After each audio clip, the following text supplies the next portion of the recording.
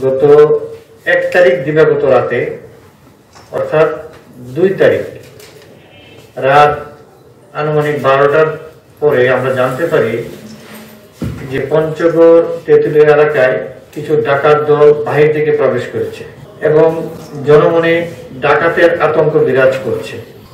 এই প্রেক্ষিতে আমরা সংবাদ পেয়ে আমি এবং আমার অতিরিক্ত পুলিশ সুপার, যিনি পুলিশ সুপার পদে পদোন্নতিপ্রাপ্ত, তাকে নিয়ে আমরা প্ল্যান করে তেঁতুলিয়া সদর এবং ডিবির সমন্বয়ে আমরা 4টি টিমকে আমি সহ এবং আমার এডিশনাল এসপি সহ আমরা রওনা করি তেঁতুলিয়ার দিকে। সেখানে যাওয়ার পরে আমরা তাদের গতিবিধি লক্ষ্য করি এবং ইনফরমেশনের মাধ্যমে আমরা প্রযুক্তিগত ইনফরমেশনের মাধ্যমে গতিবিধি লক্ষ্য করি এবং ভোজনপুর এলাকায় তাদেরকে আমরা লোকেট করার চেষ্টা করি। বাই দিস টাইম কিছুক্ষণ পর আমরা জানতে পারি যে আজিজনগর বেলায়েত মাস্টারের বাড়িতে ইতিমধ্যে ডাকাতি হয়ে গেছে।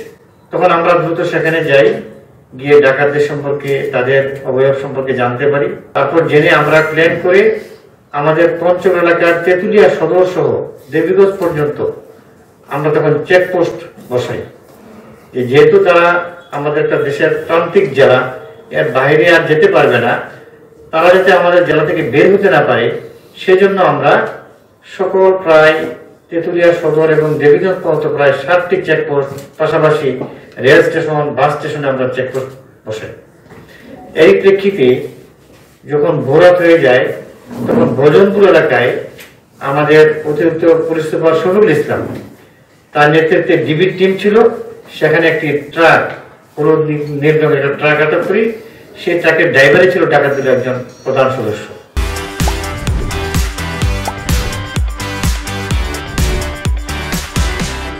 সেখান থেকে আমরা তথ্য পেয়ে আমরা বাকি আরো 4 জনকে, এরা বাসে করে ইন্ডিভিজুয়ালি এরা বাসে করে যাচ্ছিল, 2টা বাস থেকে 2 জন করে আমরা শনাক্ত করি।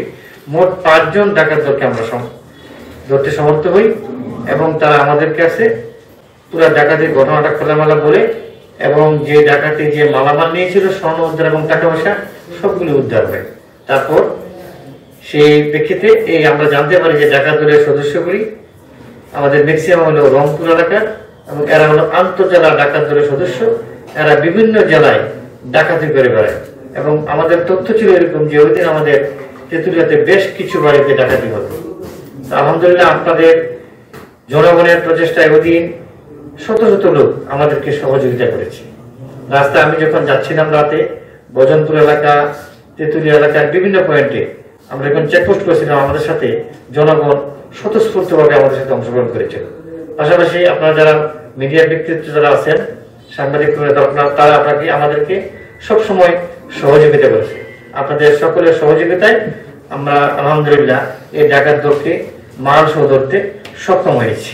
সেখানে আমরা উদ্যোগিত মালামাল হলো টাকা পেয়েছি এদের কাছ থেকে 12,500 টাকা, স্বর্ণালঙ্কার পেয়েছি, হাতের বালা 1 জোড়া, স্বর্ণের দুল 1 জোড়া, স্বর্ণের দুল 1 জোড়া বড়, 1 জোড়া ছোট, নাকফুল 1টি, রূপার অলঙ্কার, হাতের বালা 1 জোড়া, ইমিটেশন 1 জোড়া কানের দুল, আর আলামত হিসেবে পেয়েছি 5টি বাটন মোবাইল এবং নীল রঙের 6 চাকা বিশিষ্ট একটি ট্রাক।